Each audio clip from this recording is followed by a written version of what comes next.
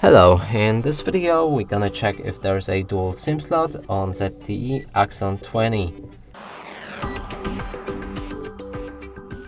And to do this, first we'll need to find the SIM card slot, which is on the bottom right here, and then remove the cover. Now inside inside the box there should be this SIM needle. Stick it in the gap right here. Use a bit of the force to release it, and now inside there's a SIM slot 1 for sure, but another one can be fitted right here where the SD card is. So I would say this, yep, there's even a sign right here, it says 2 SIM cards.